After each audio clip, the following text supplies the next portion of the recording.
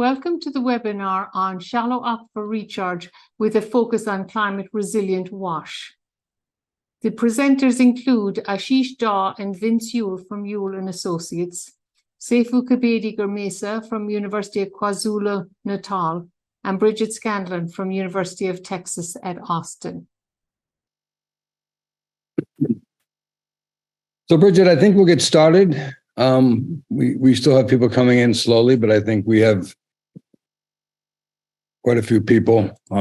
So I'll turn the floor over to you. Okay, sounds good.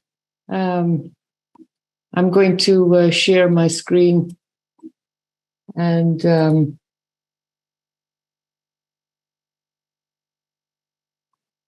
so I'm going to provide some intro material on shallow aquifer recharge and focusing on using groundwater as a resilient resource considering climate extremes and water and sanitation.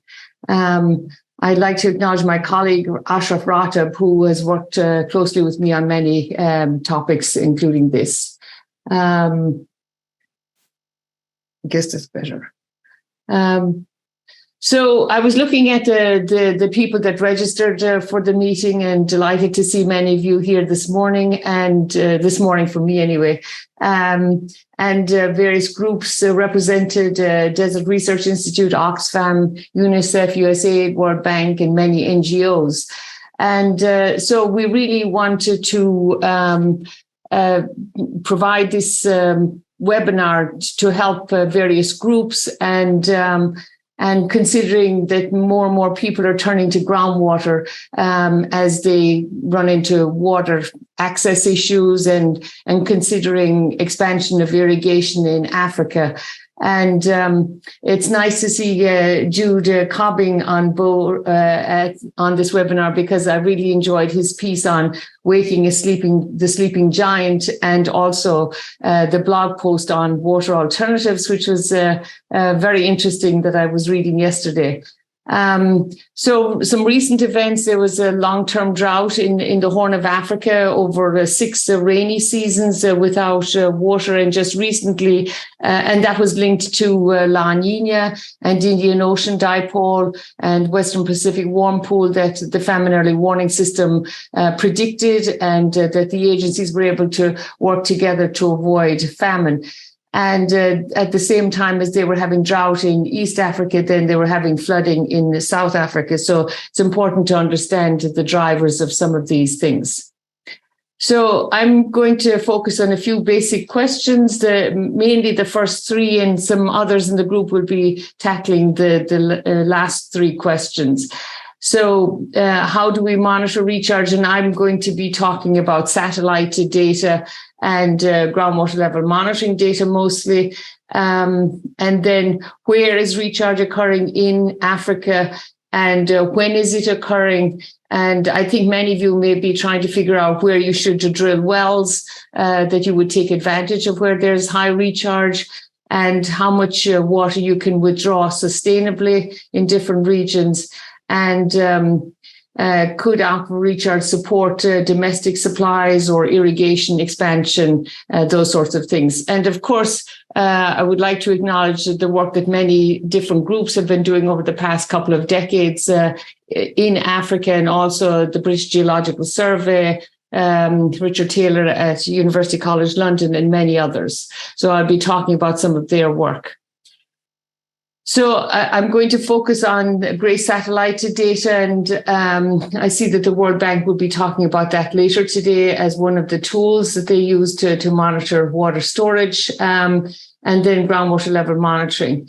And where is recharge occurring? And looking at the satellite data emphasizes, which provides information over the past couple of decades since 2002, suggests that recharge is increasing in aquifers in West Africa, and some increases in East Africa, and very low recharge in North Africa, and the large aquifer systems in North Africa, like the Nubian, where we're seeing declines in storage. And then others will be talking about more local impacts of focused recharge in river channels and ephemeral streams. When is recharge occurring? And so this will be linked to climate teleconnections, like I was just talking about El Nino and Indian Ocean Dipole. And Richard Taylor and many of his collaborators emphasize the episodic nature of groundwater recharge. And so it doesn't occur every year uniformly, but maybe when we have strong El Ninos in East Africa and La Ninas in Southern Africa. So some of these types of things. And then others will be talking about more local aspects, like where we should drill wells. And you can see from Google Earth, even I was looking the other evening, near the Orange River, a lot of irrigation and everything near the riverbed. So even if that's based on groundwater, it's probably capturing surface water, and trying to understand what the aquifers are like in Africa. And the British Geological Survey did a great job of summarizing some of those attributes at the continental scale. And then Alan MacDonald and his work is suggesting where the productivity of different aquifers. And of course, there are many data gaps that we'll be trying to fill in the future. Geology, geophysics, groundwater depths, and aquifer types, recharge, and also water quantity and water quality. So I had to give a presentation to the World Bank many years ago. And so I sort of thought, well, maybe I could just present the aquifer system as a bank, and the deposits would be similar to recharge, and withdrawals would be discharge, which could be natural discharge to streams, or also groundwater extraction in wells and for domestic and municipal and irrigation uses. So we're all familiar with input minus output as change in storage. And when we use the GRACE satellite data, we're monitoring the changes in storage, and then we can use that then to infer changes in recharge with climate conditions, and also related to human water use or human impacts. So many of you may be familiar with the GRACE satellite data, Gravity Recovery and Climate Experiment. The first mission was launched in 2002 and ended in 2017, and there was a 1-year gap in the data. And the second mission, the follow-on, was launched in 2018 and is still operating. So these satellites are about 450 or 500 kilometers above the land surface. And so they look at water storage changes at a coarse resolution, about 150 kilometers grid scale. So as hydrologists, we're used to much more detailed data, but it's a reflection of the altitude of the satellites. And if they put the satellites at lower elevation, then their lifespan would be much shorter, but they would have higher resolution. So it monitors the water storage from the atmosphere to the MOHO. So it includes surface water, soil moisture, groundwater. And if we want to estimate groundwater, then we have to subtract the other components of the storage. So the World Bank just recently released their report on hidden wealth of nations, and they will be having a webinar today. And I think some folks from this are on this call and may be able to provide more information later.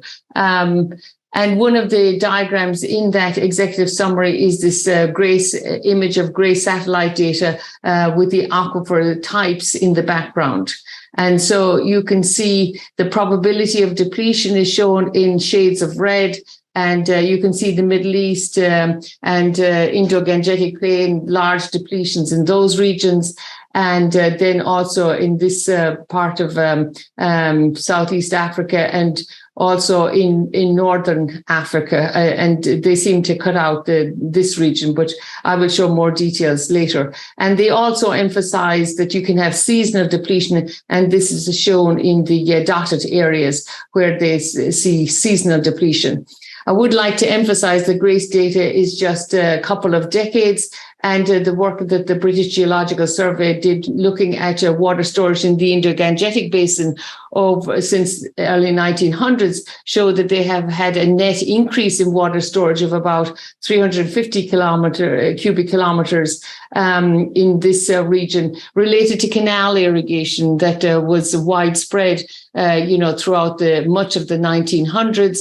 And so when you irrigate with surface water, you can recharge the groundwater, and they were building up the aquifers. So it's only in the past couple of decades then that they have seen increase in groundwater use and groundwater expansion and depletion. But the net change was positive in that region. I think it's important to keep that in mind. So looking at some of the background information then that it's important to consider when we're looking at a recharge. This is a geologic map that Alan McDonald put together in this groundwater atlas. And you can see these basement aquifers are shown in various shades of blue. So basement aquifers in this entire region here. I don't know if you can see my pointer. Maybe I'll just pointer. So this region here is all basement aquifers, so shallow aquifers, thin aquifers, weathered regolith on top of basement or fractured basement. And so these are relatively thin aquifers, but they're recharged annually. And I think the World Bank report, the recent World Bank report nicely describes that these small aquifer systems that are dynamic, you can't really, you have to work within what they can provide. So there's not a huge amount of storage that you can deplete. And so they're self-regulating. But the thick aquifers, as we see on this right-hand image there, where we show the groundwater storage, the thick aquifers in the North Africa, the Nubian, the Northwest Sahara, and these regions, there's a lot of storage, but low recharge. And so you have to manage those, and they are being depleted with the widespread irrigation in these regions. So the geology is very important in controlling the type of aquifers we're dealing with. And these basement aquifers are similar to what we find in peninsular India. So then looking at aquifer productivity, then also data from British Geological Survey, you can see much of the aquifers in the basement region are low productivity, 0.5 to 1 liters per second or up to 5 liters per second in some of these regions. And the thicker aquifers, for example, in the Kalahari region and the Nubian, are much higher productivity, greater than 20 liters per second in this region. So these low productivity aquifers that are characteristic of the basement type aquifers, you can produce a lot of water, so you can't, and there's not much to deplete. So they're self-regulating. So one of the main impacts on recharge is the climate, and here you can see the precipitation data, long-term average annual precipitation, and you can see low precipitation in much of Northern Africa and Southwestern Africa, and high precipitation in the Congo region. And this is a map of groundwater recharge from the Water Gap Global Hydrologic Model, and you can see that the recharge rates basically mirror the precipitation data, high recharge in this region and decreasing recharge away from this region. So we looked at the GRACE satellite data between 2002 and 2020, and Ashraf Rattab estimated long-term trends in water storage over this 18-year period. And so you can see large declines in storage in the northern aquifers like the Nubian and Northwest Sahara, 60 to 73 cubic kilometer declines over this 18-year period. And then we see rises in storage in Senegal, Chad, and these regions, Ogad and Juba. So slight rises in storage in those aquifers.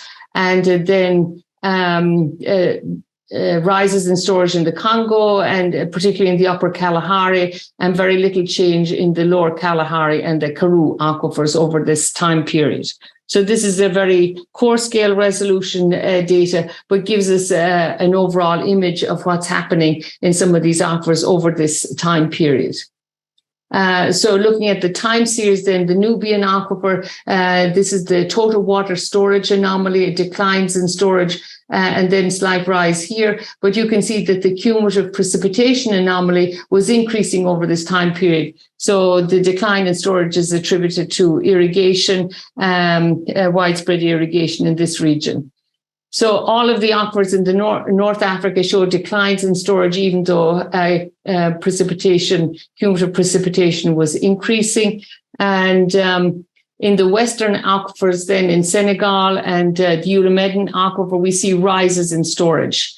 And Guillaume Favreau and others from France have done very nice work in Niger and surrounding regions, showing that the increases in water storage and increases in recharge in West Africa can be attributed to land use change and changing from native vegetation to shallow-rooted croplands. And when you have fallow periods when you're growing crops, then you can increase the recharge. And they say increasing surface water, increasing ponds, and increasing recharge. And even sometimes in Niamey that there's flooding conditions.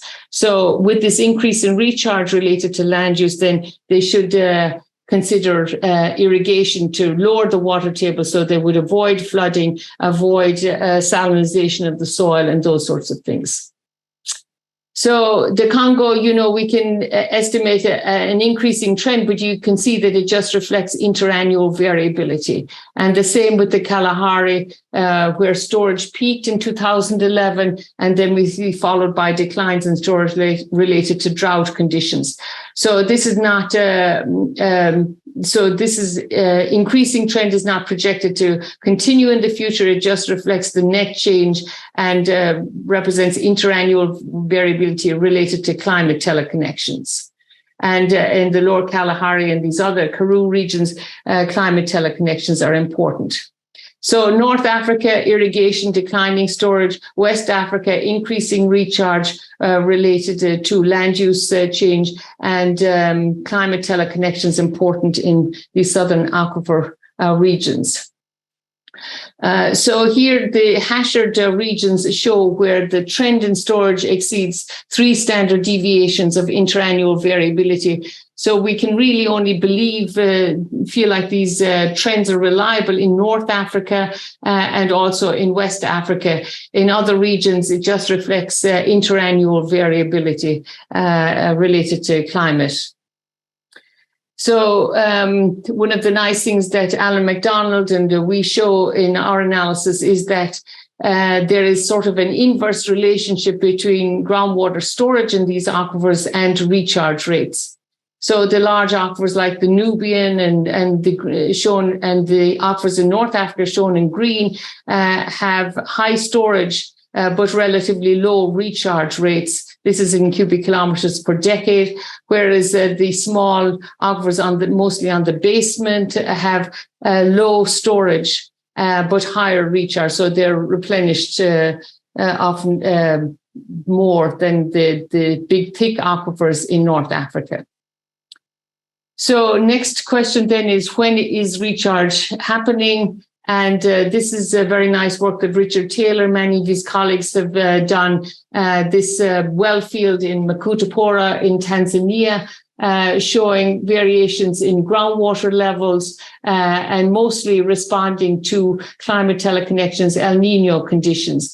So very strong El Nino conditions in 97, 98. And water levels rose almost 10 meters in this well field. So a big increase in recharge in response to this heavy precipitation. So what Richard emphasizes is that we don't get a high recharge annually, but oftentimes we get a big slug of recharge episodically related to climate teleconnections. And on the lower right here, you can see the large increase related to El Nino conditions in this region, particularly 97, 98, and also a large positive Indian Ocean dipole during this period also. So we should manage the aquifers then, considering that we only get recharge episodically in many of these systems, and we should try to understand these systems through groundwater level monitoring. Ashraf Rateb looked at the climate teleconnections and their impacts on precipitation, and then the related changes in water storage from GRACE satellite data. So in 2019, in November, December 2019, the first diagram on the left, you can see high precipitation in East Africa, including the Horn of Africa, and dry conditions in South Africa. And that was linked to the Indian Ocean dipole in 2019. And the GRACE data show a positive storage anomaly in this region and low storage in South Africa. And so a positive Indian Ocean dipole is similar to El Nino conditions with high precipitation in East Africa and low rainfall in South Africa. So you have this dipole effect. And you can see increased storage in East Africa and low storage in South Africa. And this was the 2015-2016 El Nino December, January, and February data. And then La Nina conditions, which we've experienced for the last couple of years with low rainfall during the rainy seasons in the Horn of Africa and drought conditions there and wet conditions in Southern Africa. And we also see that in the GRACE data. So these climate teleconnections play an important role in controlling changes in recharge in these regions. So I'm running out of time, and so just briefly talk about, oftentimes NGOs are trying to figure out where they should drill wells and where they can take advantage of recharge. And I think Seifu and Ashish will be providing more details on that. And so just looking at Google Maps, you can see along the Orange River here, you can see all these irrigation circles. So people are using, even if they are pumping groundwater, they are probably capturing water that would have discharged to the Orange River, or they may be inducing water from the Orange River into the aquifer system, depending on how much they have depleted it.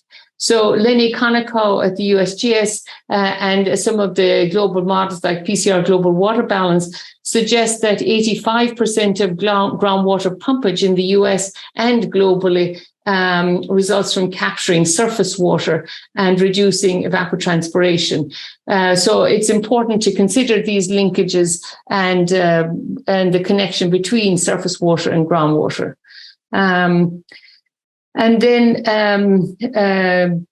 Cobbing and others emphasize that there's a large groundwater resource in Africa, and Alan MacDonald has mapped this and describes it in his 2012 paper. But there's very little irrigation in Africa, and this is a map from International Water Management Institute, and you can see that most of the regions are rain-fed, but there's a potential for small-scale expansion of irrigation that could help buffer these droughts and possibly enhance food security.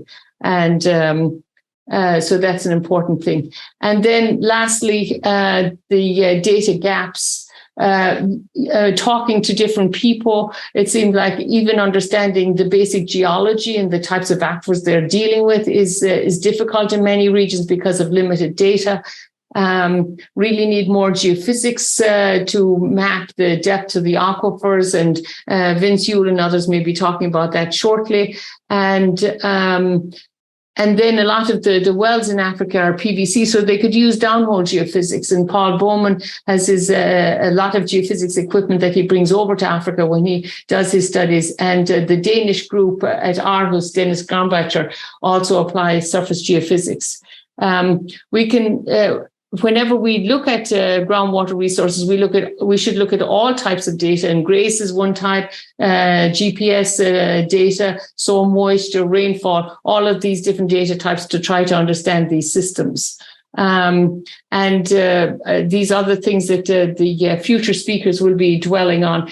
And one thing that I've been hearing from people is that it would be nice to understand where dry wells have been drilled. I mean, sometimes only 10 or 20% of the wells are successful, but we don't have records of where dry wells occur. And that would help us understand these systems also. And groundwater quantity monitoring. The GRACE data tells us about storage. Julian Conrad and his company in South Africa in the Western Cape monitors groundwater levels. If the groundwater levels remain stable, things should be okay.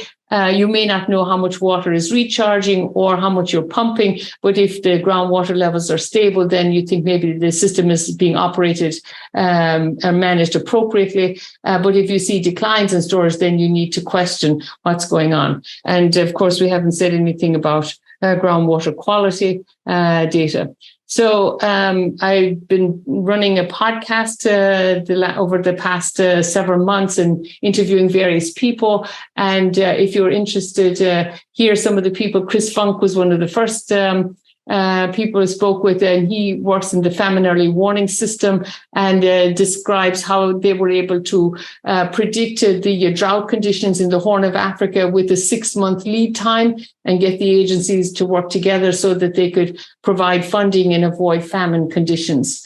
And Alan MacDonald talks about the recent work that they did in the Indo-Gangetic Basin. Richard Taylor will be, that one will be put online in the near future, talking about episodic recharge in Africa.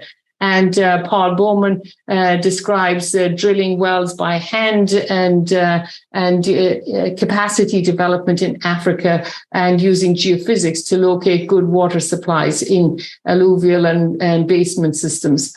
And Karen Vilholt talks about more regional issues and the sustainable development goals.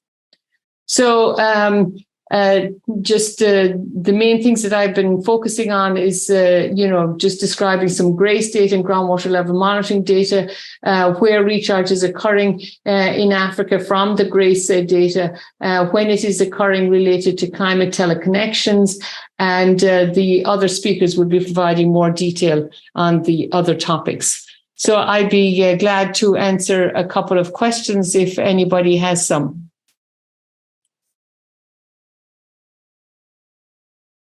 Or we can just go to the next speaker. Okay. Yeah, we can. Dr. Seifu, are you ready to go?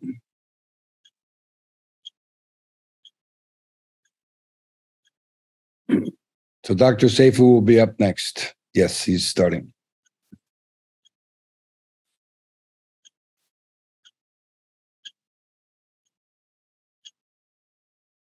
Yeah, thank you, Bess. Thank you, colleagues.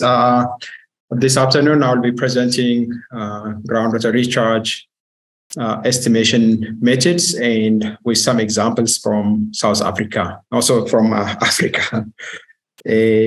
My talk will have 3 parts. First, I'll talk a little bit about conceptual framework of recharge, the rainfall that is incident on the surface. How is it reaching the water table? It follows multiple paths and time scales to reach the water table, and what are these recharge mechanisms? And the understanding of the recharge mechanisms would help us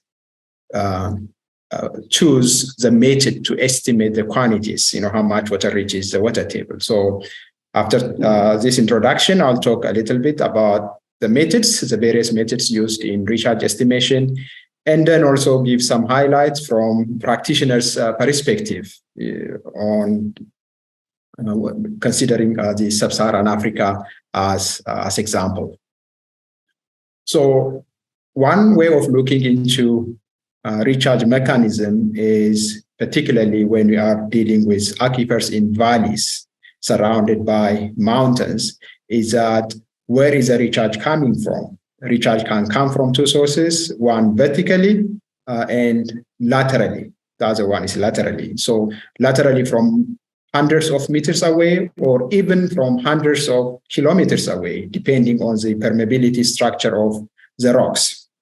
And global studies shows that in valley aquifers, this is study by Markovic to 2019, shows that from 5 to 50% of valley aquifers are recharged by lateral flow coming from mountains following the subsurface regional flow paths. There are a number of studies in the United States, but very few studies in Africa, include some in Ethiopia and some in Morocco. Otherwise, we don't see many studies there. For instance, this study in central Ethiopia using isotopes shows that groundwaters in the Rift Valley or in the Rift floor show some distinct isotopic composition when you compare with the local rainfall in the Rift Valley.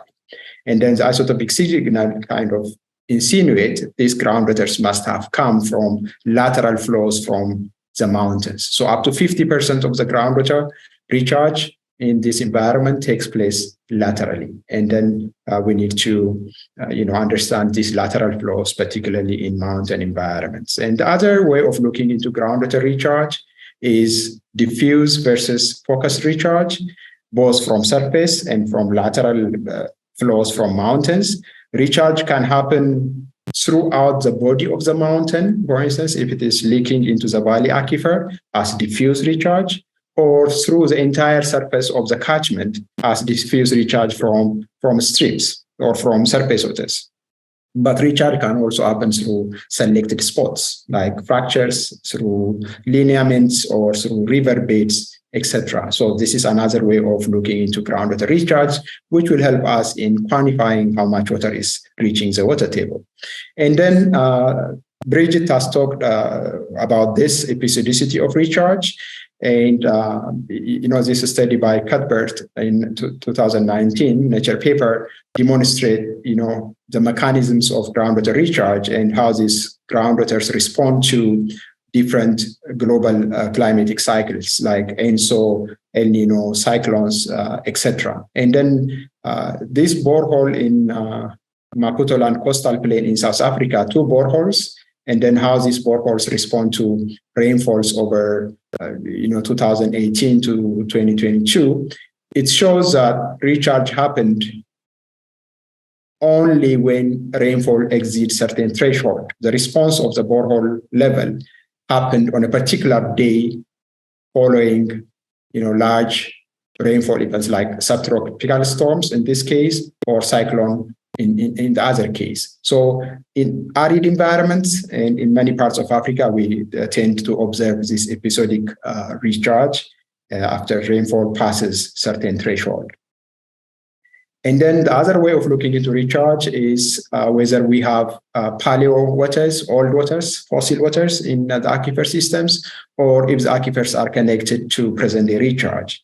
This has a lot of bearing on groundwater resources management. If we tap into these paleo groundwaters that are not connected to present-day recharge, we will end up eventually mining the aquifers. And then there has been a number of studies in the past led by the International Atomic Energy Agency and international collaborations, particularly in the Sahel region, to map when the recharge has happened in the historical and then during the Pleistocene, Holocene period. And then most of these groundwaters in Northern Africa have been recharged during glacial interglacial cycles, as well as during humid phases in early Holocene. And then this has been kind of compiled by Jasheko in 2019 to demonstrate what portion of groundwaters that we see. The bluish areas are those areas that contain fossil groundwaters, substantial amount of fossil groundwaters.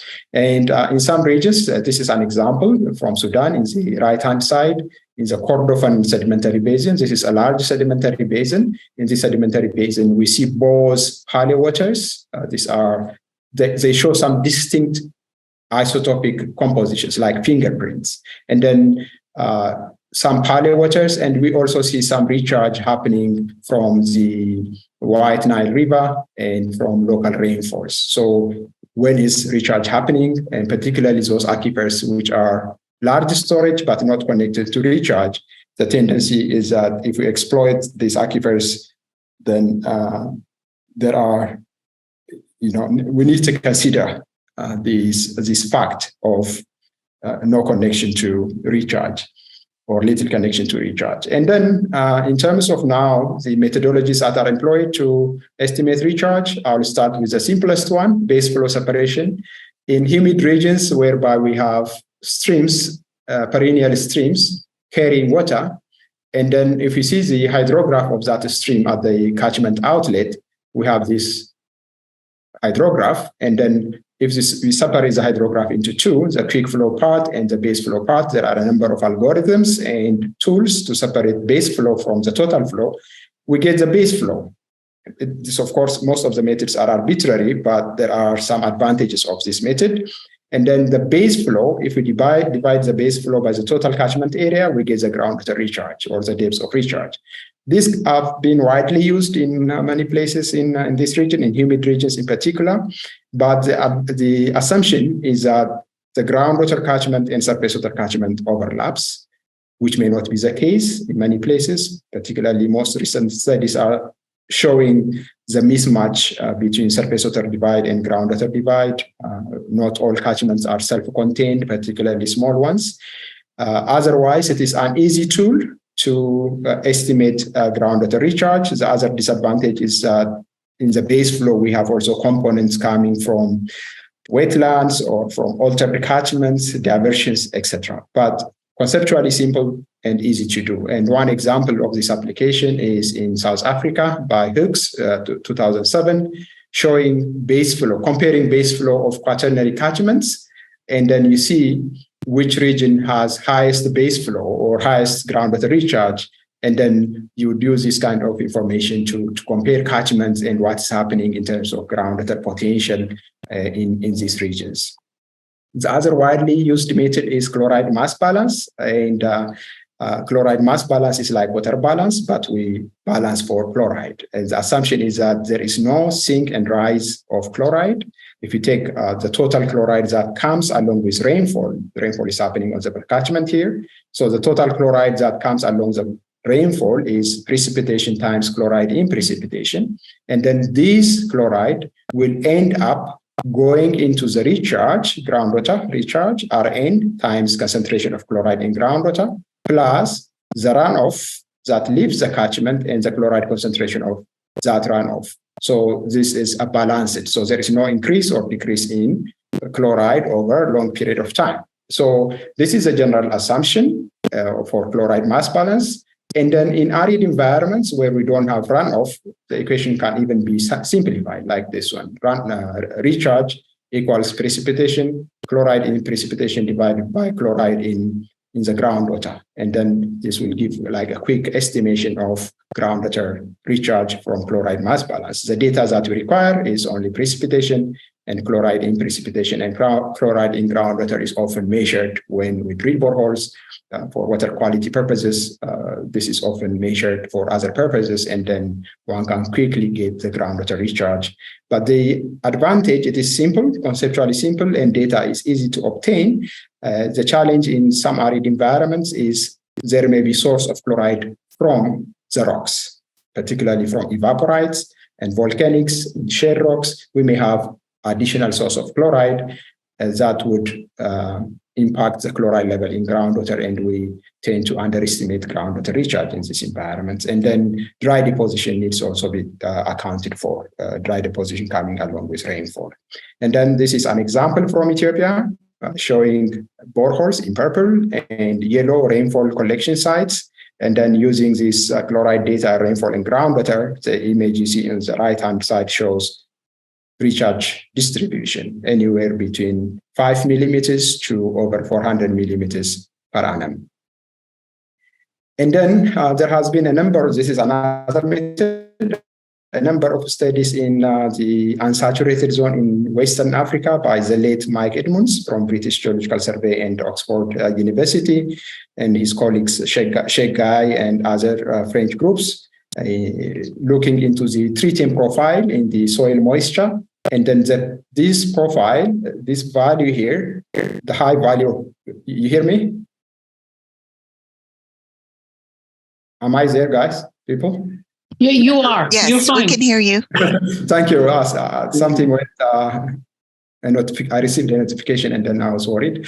Yeah, so this high tritium level here corresponds to the time when there was subaerial explosion of bomb experiment. And then, so that is 1960s. So if this is 1960 and we know the moisture content above this, we can easily convert that to recharge amount. And then in addition, we can also know, for instance, from the chloride profile, using the chloride mass balance equation, calculate the recharge amount. And then the isotopes will tell you when the recharge is high and low, and the chloride level also shows where the recharge is high or low. High chloride corresponds to low recharge, and low chloride corresponds to high recharge. So we'll know the progression or the changes in chloride, in recharge over a period of time. And then the other similar application or similar concepts can be applied in saturated zone. For instance, if you take a borehole and measure the age of water at 0.1 and 0.2, the age difference between these two profiles, profile 1 and profile 2, is a function of the recharge rate. If the age is large, difference between 1 and 2, it means recharge is slow. And if the age difference is small, recharge is higher. And then we can use this and plug this into a computer code like ModeFlow, Hydros 1D, or any other modeling software to compute the recharge rate from age profile in saturated zone. And this is an example from Malawi, Ethiopia, and Uganda by Eddie Banks, and showing the recharge rate, per annum recharge rate for these three countries based on this concept of age profile. And then the other method, which is amenable for computer large-scale vertical recharge estimation or GIS-based estimation, is soil water balance accounting. In this case, the recharge R is a function, or the precipitation, total precipitation minus all other outgoing flux like runoff, evapotranspiration, evaporation from surfaces, and interception losses. If we subtract all these parameters from the precipitation, we get recharge as the residual. And the accuracy of this method, of course, depends on how accurate we measure the other parameters or estimate the other parameters. But the advantage of this method is that we can compute recharge over large surface, continental scale, or country scale recharge estimation based on this GIS based, but there are physics behind estimating each of these parameters. And the accuracy of the recharge will depend on the accuracy of the other parameters. And Bridget has talked about this water level fluctuation method, water table fluctuation method. So the increase in water level following a rainfall event, like this one here, and the amount of increase, delta H, if you multiply that by the specific yield of the aquifer, one would get the recharge amount. So this is, took this from USGS webpage. And then if you apply this, for instance, to this rainfall and the response of the aquifer, the borehole in Maputo Land coastal plain in South Africa. So in this particular case on April 2022, the water level increased by 0.5 meters. And then the specific yield, it is a sand aquifer, 0.3. And then to convert to millimeter by 1,000. So around 150 millimeters of recharge happens over one day because of that cyclone activity in the region. So this is useful and easy to do. Nevertheless, it requires accurate understanding of the recession curve preceding the peak water level, and also it assumes that we know the specific yield well, and then the other disadvantage may be that we assume that water level change is only because of recharge. There may be other factors like tides or earthquakes that may influence the water level in boreholes. And then this applies also in flat areas where we don't have substantial lateral inflows. So in the perspective, number one, the choice of the method and level of details required is context specific. And employing multiple methods in one space may not yield consistent values. I'll show you this in the next slide. Definitions may be different. So worth trying multiple methods. I'll come to this. I'll demonstrate this. And thirdly, in data scarce region, when quick decision taking is required or capacity is lacking, or where some water management decisions may not require a precise estimation of recharge, we can use maybe rule of thumb, particularly for practitioners in rural water supply or household scale, small scale irrigation practices. We can always rely on these understandings of recharge and its relation to rainfall. Context matter, I'll come back to this example of mountain block recharge. So in the central Rift Valley, in the Horn of Africa region, substantial portion of the recharge comes from the mountains. So if we apply here a method that estimates only vertical recharge, we will not end up computing or arriving at a reasonable number or accurate number. So context matters. Which method do I employ will depend on the catchment conditions and then the conceptual models of recharge. This is an interesting study from Ethiopian highland comparing multiple recharge estimation methods by different authors, but for one area or for one region, and using different methodologies. 17 methods have been compared, and if you see the recharge result, it varies between anything south of 20 millimeters per annum to over 800 millimeters per annum for one region. Big difference. So employing multiple methods is in one space may not yield consistent recharge values. Definitions may be different, so worth trying multiple methods and draw lessons from each. Instead of discarding this is inaccurate or that is accurate, we can always delve into and say why this happened, why this difference happened. Okay, so this is a lesson from the, when we employ different methods, it doesn't mean that we'll end up with one consistent recharge value. And then rule of thumb,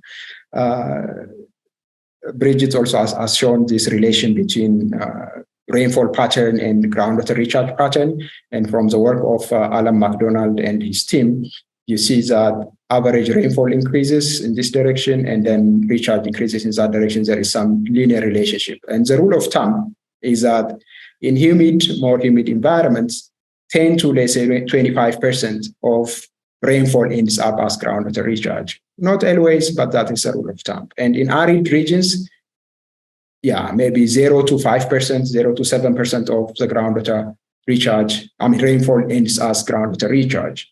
So applying this logic of, rule of thumb, for instance, Kalo, we did this in the, again, Ethiopian highland, we took multiple boreholes, drilled or dug by communities for drinking water supply, and then took the rainfall amount and took the percentage of the rainfall amount to estimate recharge, and then estimate the catchment size, and then estimate how much water is produced naturally as groundwater in around that borehole, in the catchment of the borehole, and then how many people are using that borehole. So by comparing the number of the households with the water that is produced in the catchment, we classified these boreholes into resilient, those which have sufficient size of water production as recharge in the catchment, and then fragile with marginal small catchments with little recharge. So still we can use this kind of simplified approach when we are dealing with local decision taking and rely on this interesting global scale research which have come up with this relation between rainfall and groundwater recharge. And I think this relation or this study needs to continue until we really fully understand the link between groundwater recharge and rainfall across different geophysical settings in Sub-Saharan Africa. So I conclude my talk here, and if you have questions, you're welcome. Thank you so much.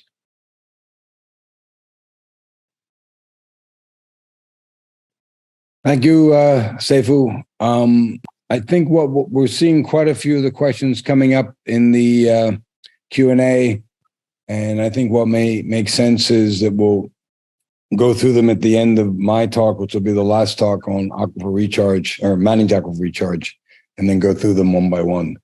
So I'm going to introduce Ashish Da from our company, and he's going to focus on practitioners' recharge applications and from a consulting firm perspective. Thank you, Ashish.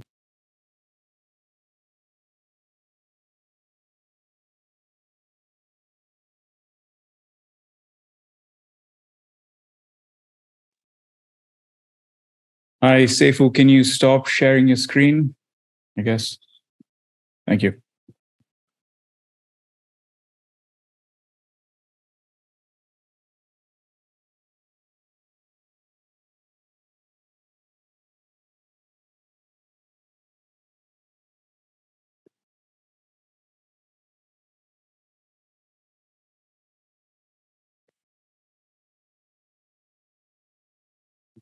All right. Good morning, everybody. Thanks for joining us.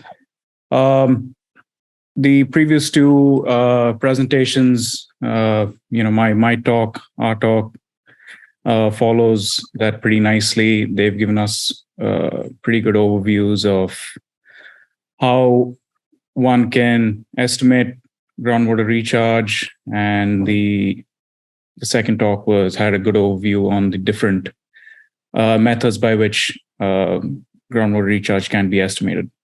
I will be focusing on the applications of groundwater recharge in consulting, groundwater consulting.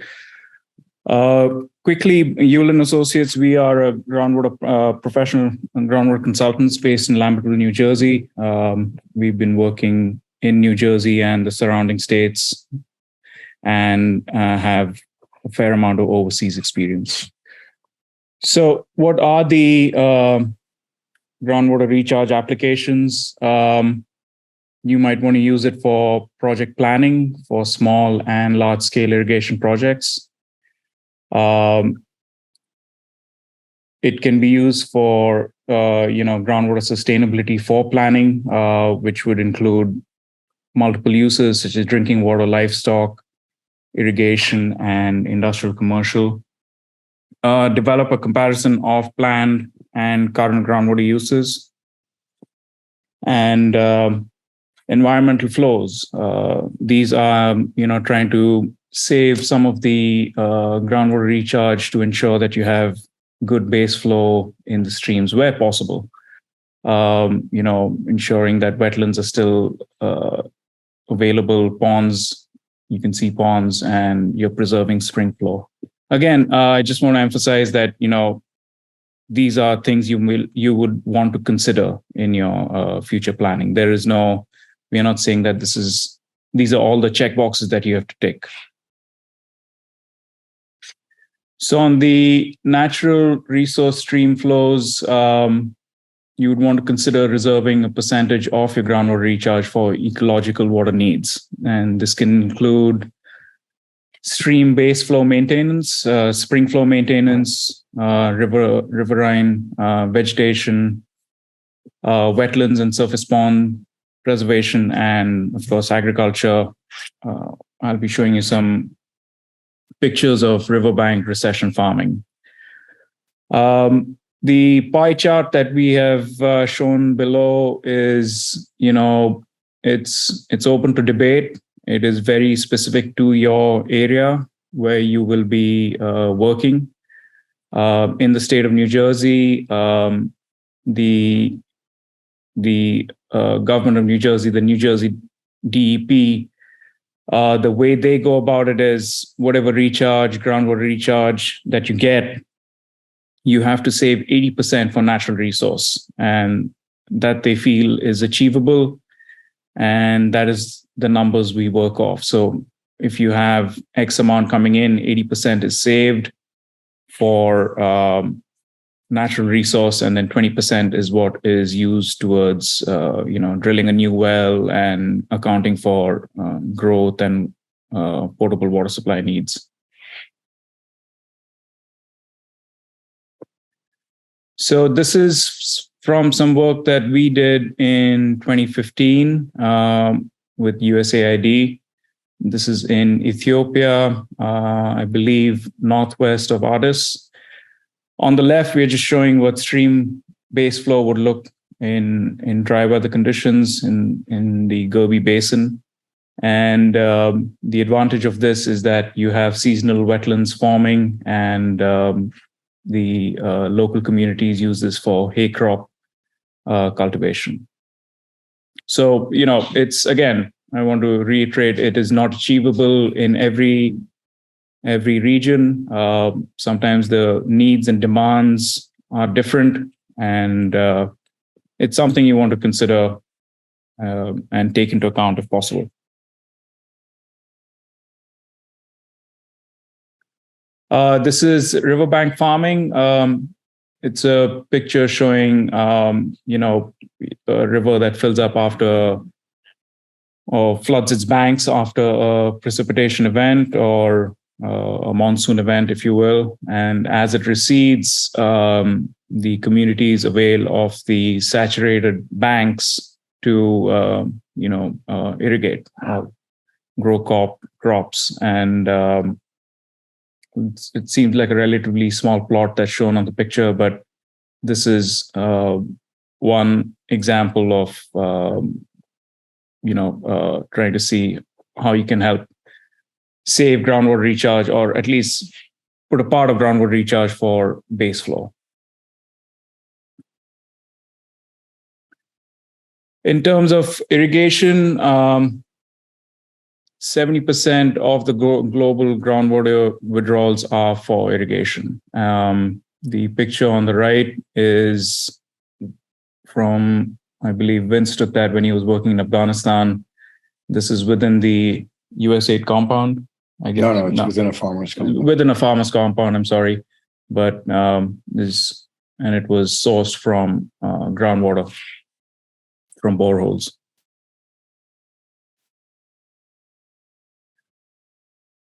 This is some very interesting imagery these are Sentinel-2 images from southern Egypt.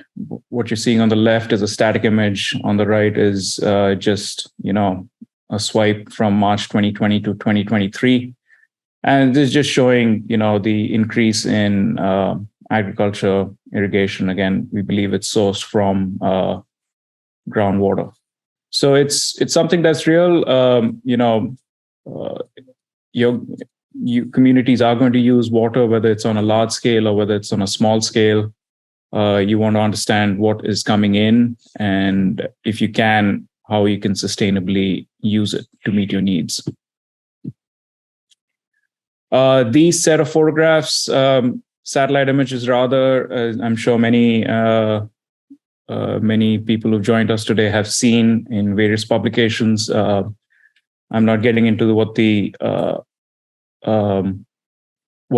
entire article is about. We're just trying to show that how from 1987 to 2012, how the agriculture has grown, and this is in northwest Saudi Arabia, bordering or close to the border of Jordan.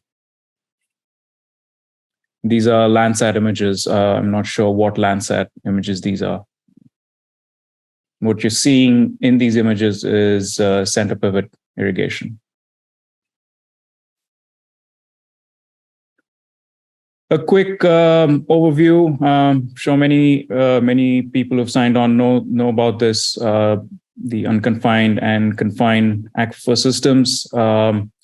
What we are trying to get into in the next couple of slides is, groundwater recharge is going to recharge both unconfined and confined systems, but it is going to recharge unconfined systems a lot quicker because that's what's going to see it first.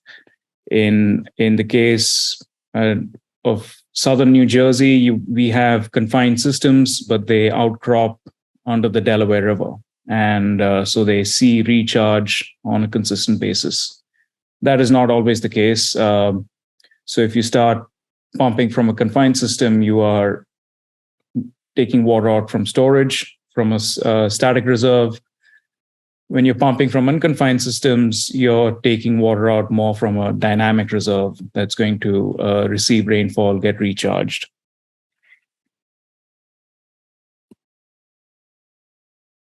a quick overview of the concept of losing streams and gaining streams. On the left, you see seepage from a losing stream. It's something that you would find in arid, semi-arid areas.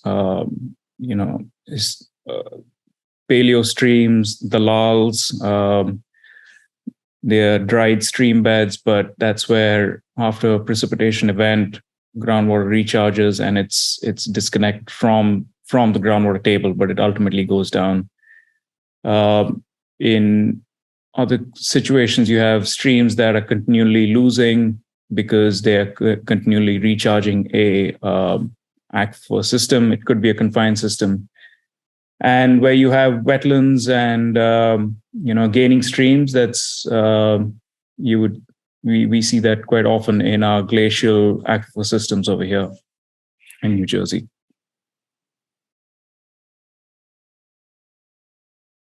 So touching on this concept of static and dynamic reserves, I spoke about it briefly on this slide. What we are trying to talk about over here is that the static reserve, you can consider that to be aquifer storage. These can be very high reserves, for example, in the Nubian system, or very low reserves in typical of basement rock aquifers. And it would provide a drought buffer for you. Many of the slides that Bridget had shown, a few of the slides that Bridget has shown, there was some good correlation on how you were still able to get water from your static reserve. Again, if you keep pushing the envelope, you will start emptying the static reserve and slowly reducing your buffer to future droughts. Dynamic reserve is what is the recharge or the renewable portion of the groundwater resource. That's going to see the precipitation immediately. And with climatic conditions the way they are, you are seeing rainfall events that are very heavy in a short period of time. And perhaps you want to think about how you can hold that water back so that it recharges your groundwater system, then just flow down the river. You want to try and see if you can connect rivers back to their floodplains. And that's a concept we are working on over here, trying to connect a river back to its floodplain to increase recharge to a very limited unconfined system. Drought resiliency quotient, it's a term developed by Vince Uhl. It's simply put the ratio of dynamic reserve to the static reserve. It would provide you as an indicator for drought resiliency. Dynamic reserve is the annual groundwater recharge, and static reserve is the groundwater storage in an aquifer system for a given area. So, for coastal plain US, for 1 unit of 1 gallon of water coming in from groundwater recharge, we are saying that you'd have 100 gallons available in storage in the aquifer system itself. Again, this is just giving you a ratio of the dynamic to static reserve. In basement rocks, it is because the basement rocks can only hold that much water given the type of rock and the composition and the nature of the rock itself. They're just not going to be able to hold that much water. So some common units of measurements. So many people are aware of these.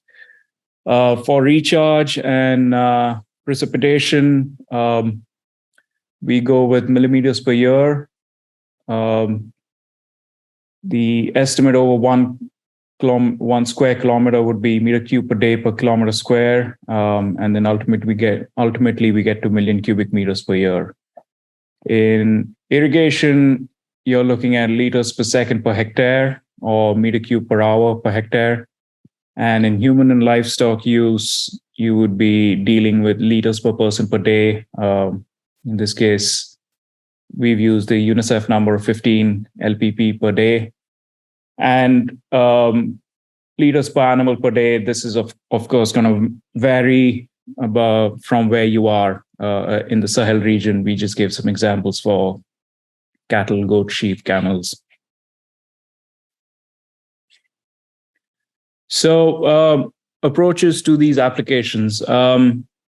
Simply put, I mean, most consultants are not going to have the time or the budget to undertake independent groundwater recharge studies. So you want to use, studies that Brigitte had alluded to in her talk on how bigger, larger entities are able to estimate groundwater recharge. We often rely on the work conducted by scientific agencies and universities, and we use these values. And so we look at a pretty large scale picture, and then we come down to where our project area is. And very often we do find very good publications and reports and work that is done that help us narrow our, what are we going to use as an estimate for groundwater recharge. If you do not find studies close to your project area, it is not uncommon to use studies that have similar climatic and hydrogeologic conditions. What I'll be showing you on the next couple of slides is we'll be going through a calculator where we'll be doing the watershed basin approach. This is where you delineate the surface watershed and you try and figure out what's going on in that watershed. Or you can use a project area approach. So recharge values, as I mentioned on the previous slide, are expressed in millimeters per year, and they are developed on an annual basis. And you want to look at normal and drought years of precipitation. This is the picture from 2 pictures I'd shown you earlier in the slides. This Gobi Basin in Ethiopia, it has a drainage area of 747 square kilometers. This is a Landsat image. And so we started with this as our starting point. And I'll get into that in the next couple of slides. For irrigation, groundwater can be in a basin, groundwater, the part of the groundwater can be a major contributor user for irrigation, And the common units for these applications are liters per second per hectare and meter cube per day per hectare.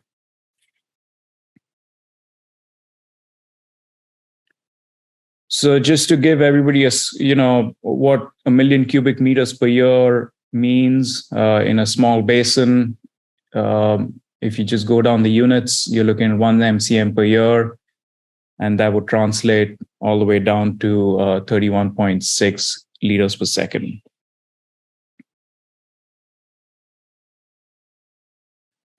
So this is a simple calculator that we developed out of the work that we did in the Gobi Basin. It's an Excel spreadsheet where you would put in your values in the blue boxes.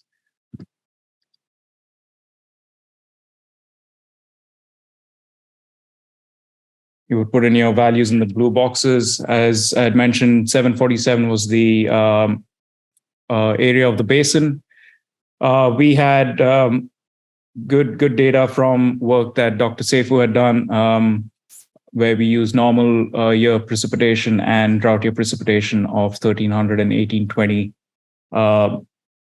millimeters per year.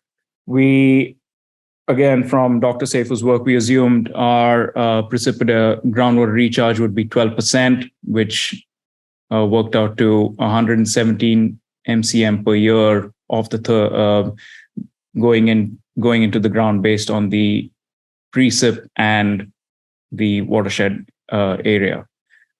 Of this, we took 40%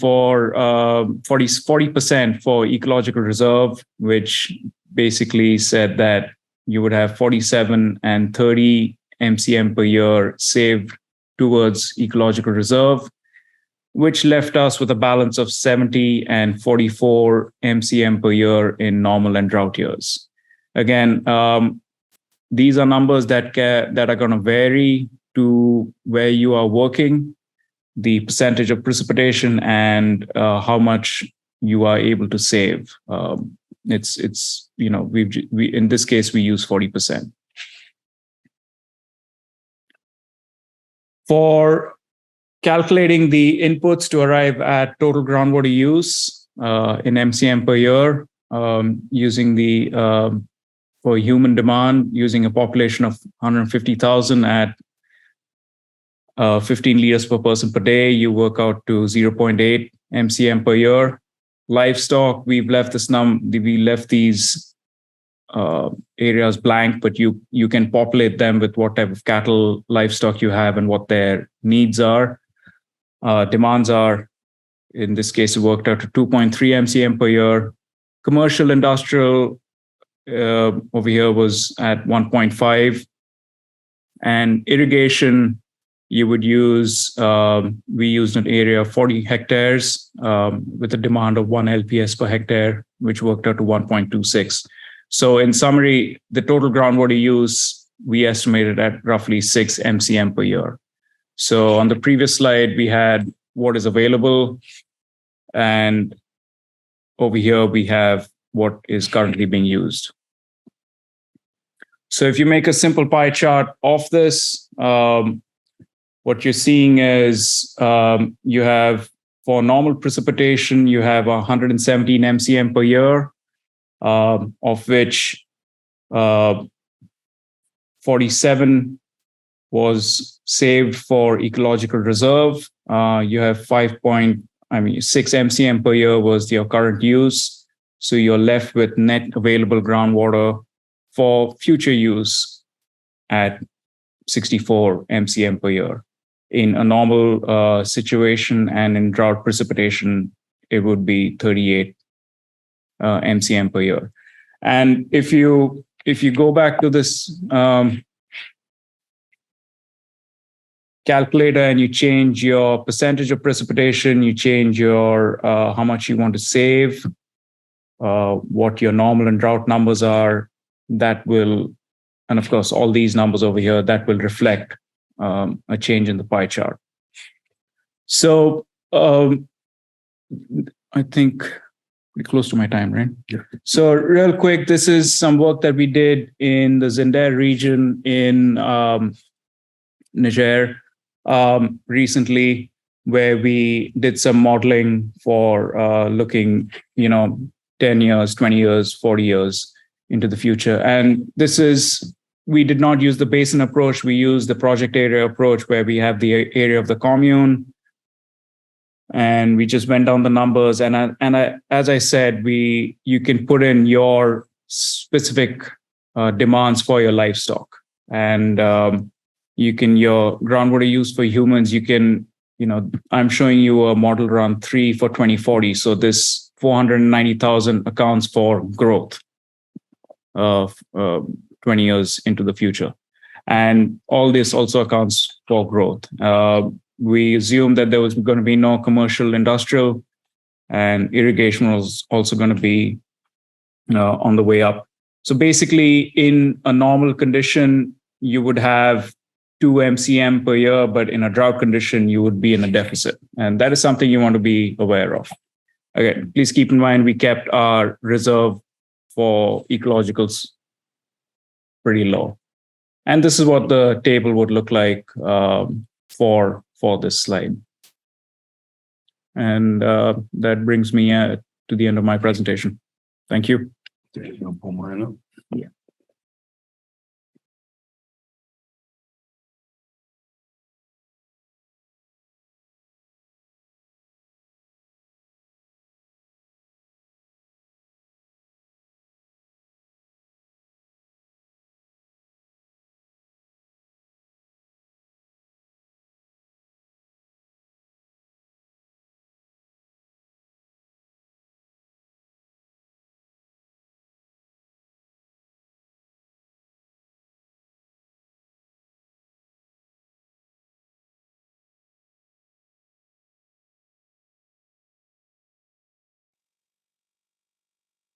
Hi, Vince. If you are speaking, we don't hear you. Speak. It's loading. Loading my Vince's- talk. Yeah, Oh, okay. we're here.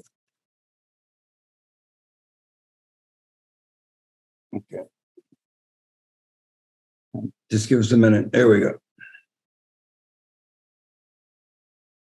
All right. Thanks, Ashish. All right. Can everybody hear me all right? Yes, we do. Yes. Okay, perfect. All right. So the last topic is going to be managed aquifer recharge. This is becoming an increasingly popular topic, as many of you practitioners know. We're going to walk through some basic approaches and some questions. So, managed aquifer recharge, we used to call it artificial recharge. It's the practice of increasing the amount of water that enters an aquifer through human-controlled means. There are a number of techniques. One would be redirecting water across the land surface through canals, infiltration basins, or ponds. A second method is injecting water into the subsurface through injection wells. And we'll talk about some non-structural methods in the talk as well. So basically, this is a schematic of natural recharge, showing some infiltration to a shallow aquifer system through a stream and infiltration to the land surface to a shallow aquifer system. And then some deeper recharge to a fractured rock aquifer. Why do we need MAR? Why do we need artificial recharge? The most basic reason is groundwater depletion and scarcity locally and globally.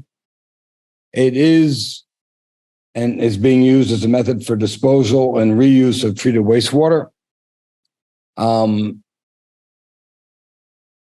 Conservation, restoring wetlands, stream erosion restoration, and then ecological restoration along stream corridors. So the terminology MAR, managed aquifer recharge, ASR is aquifer storage recovery. That's where you would take a source of water, treated water, inject it into an injection well, and then recover it later. I'm not going to spend a lot of time on that. It's pretty expensive, and we're going to focus more on surface methods and non-structural methods. So you have structural methods or approaches, and you have non-structural approaches. So structural would be approaches like recharge basins and facilities, small dams or bunds, and then injection wells. Non-structural examples would be land use practices, reforestation, land contouring or contour bunding, where you're retaining water where it falls on the ground and allowing it to infiltrate. And then erosion control and small drainage and stream repair and modification approaches to repair gullies, to repair incised streams, and allow floods waters to flood over the back onto the floodplain. And we'll go through some examples of that. Being aquifer recharge has been in practice for centuries through controlled irrigation agriculture on terraces. We have examples in the Philippines, Japan, China, and other places, and also through small ponds and tanks in South Asia, which some practices of which go back many thousands of years ago. In the mid-20th century, engineered MAR, injection wells and recharge ponds became common in the Southwest U.S. and elsewhere from an experimental and practical perspective. In terms of aquifer storage recovery, the first documented use was actually in a resort town in New Jersey along the Atlantic coast, Wildwood, New Jersey, in the 1950s, and that's still an operative system. And in the U.S., ASR is active in Florida, California, Colorado, and elsewhere.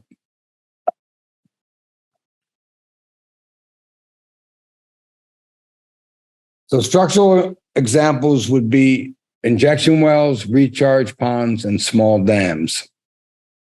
The small dam examples that we're going to talk about in terms of case studies are going to be Sri Lanka, Burkina Faso, and I know that there's an example, question from somebody from Burkina Faso, which I think I'll answer through this presentation, and also in the United States. And I'm going back to the Dust Bowl days in the Great Depression when there was wide-scale migration from West Texas, West Oklahoma, Kansas, and Nebraska to California because of Dust Bowl days, Dust Bowl occurrences, which were really a result of bad land use. And then concurrent with that, the Soil Conservation Service started introducing small ponds, small farm ponds to conserve water, conserve runoff. So in terms of some examples here, you need a source. In this case, in this example, the source water is from the Central Arizona Canal, which comes out of the Colorado River. And excess water from the canal is recharged to surface basins, recharge basins, and also to injection wells. And this conceptually shows a recharge mound as a result of water being recharged in the vadose zone or the unsaturated zone. And then this shows it mounding in an injection well.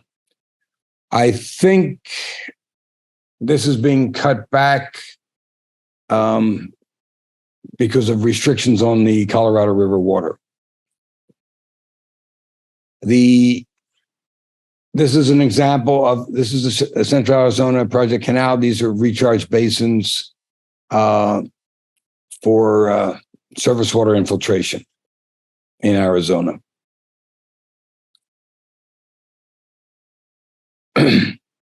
Just quoting the U.S. Geologic Survey, if you're going to use surface infiltration systems, you require permeable soils.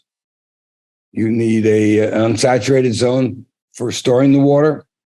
And these aquifer systems, as Ashish mentioned, must be unconfined and have transmissivity to allow flow to migrate after it's injected. Maintenance issues with surface systems include biological growth and permeability reduction, siltation, source water sustainability, erosion, and then security under certain circumstances.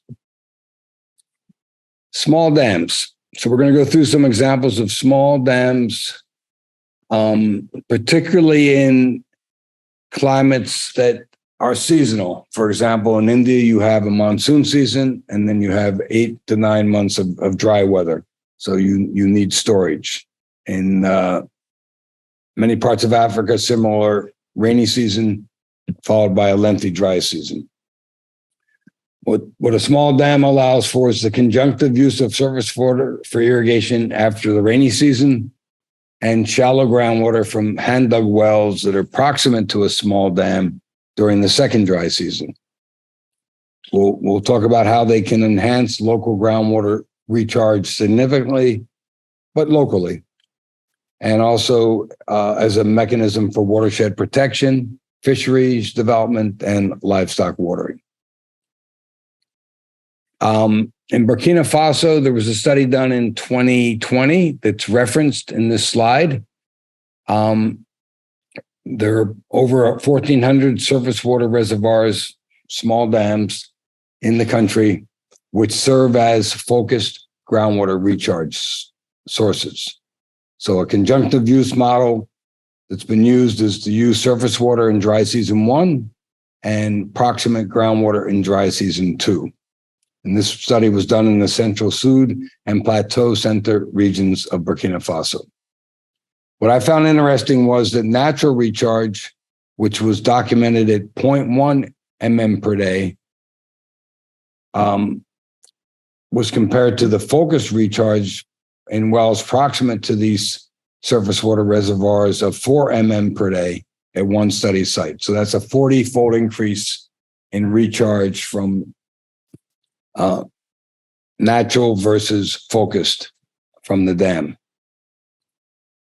So this is a photograph of one of these surface water reservoirs in Burkina Faso, and this is a well that's being used to irrigate in dry season number 2.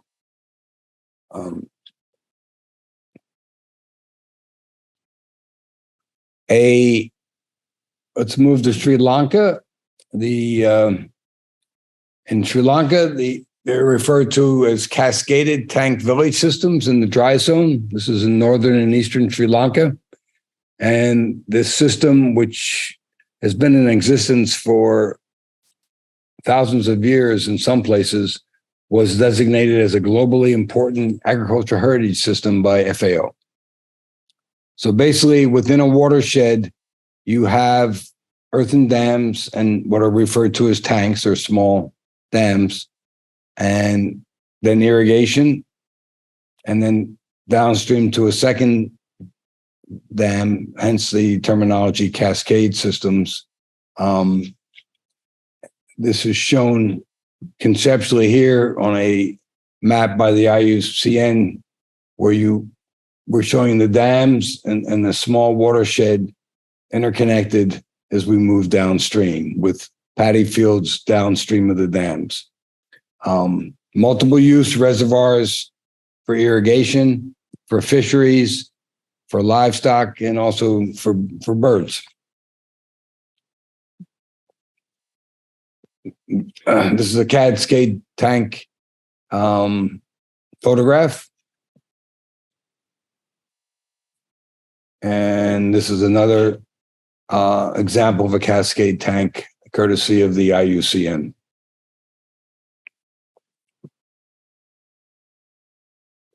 This reference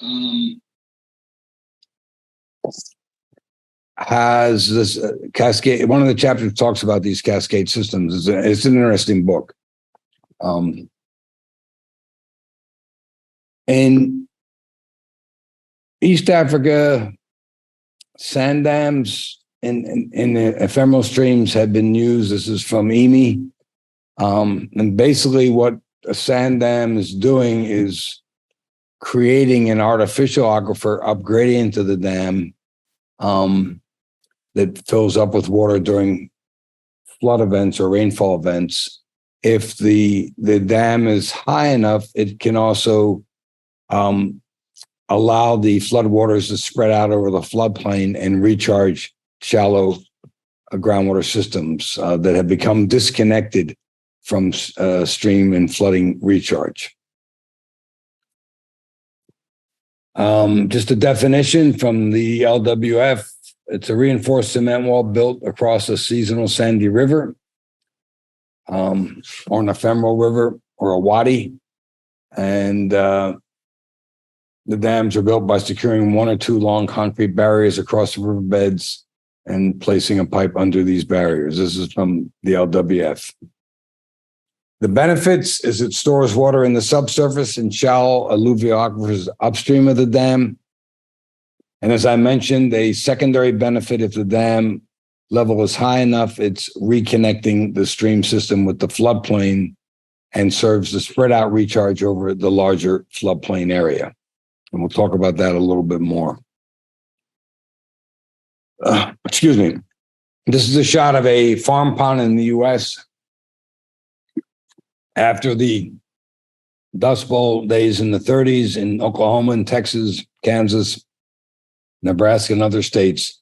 Tens of thousands of these farm ponds were built to conserve water, to store water, and serve as a source for livestock water supply and also fisheries.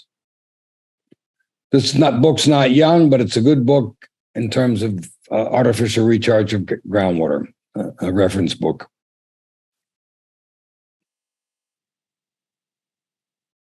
In terms of non-structural ways to improve groundwater recharge, they've been in application for centuries. Generally easier to maintain, less costly, and a wider area of application. In terms of the structural examples, just going back a bit, one of the lessons that we've learned, it's a lot easier to take water out of the ground than it is to put water back in the ground. So for every 100 liters you take out, you might be able to put a liter or two back. To get a balance is going to take a lot of time and a lot of money. And with the structural applications, you have the maintenance issues that have to be taken into consideration. In terms of non-structural methods, terraced agriculture is a application that's been around for centuries, and it serves not only to irrigate, but also to stop water where it lands and recharge shallow groundwater systems. And these are just examples of terraced agriculture with the secondary function of serving the increased shallow groundwater recharge. The other non-structural method would be reforestation, and taking land that has been deforested, reforesting it, and that allows rainfall to not run off, but to infiltrate. The other kind of quasi non-structural method is to work with gully erosion. And if for those of you that have been in the field, you've seen examples of this innumerable times, I'm sure. So what we have when we get gully erosion, when we have a rainfall event, it's going through the gully and it's not spreading out onto the floodplain and recharging shallow groundwater. So it's what we're looking at is taking an incised or entrenched stream system and looking at methodologies to get the water back out onto the floodplain, be it through sand dams, through small weirs. One method that we're looking at doing an experiment on is using what are called wattles. These are just straw systems put in to block the channel and allow the water to come out onto the floodplain. They're not expensive. You can put them in, take them out. These are methods that can be used pretty quickly. So I'm finished with my presentation. I think some of the questions that I have for the participants is, I'd be curious about organizations that are involved in small scale irrigation projects that use shallow groundwater as a source of supply, and that you can put up in the Q&A. You can also send us an email. Be also interested in organizations that have or plan to implement MAR, Managed Aquifer Recharge projects, where and the type. A broader question is, does recharge knowledge bring value added to your project planning? And does an analysis of aquifer recharge come into play in your projects? Thank you for listening to the webinar on shallow aquifer recharge with a focus on climate resilient wash. If you would like to contact any of the presenters, our contact information is shown on the slide. Thank you.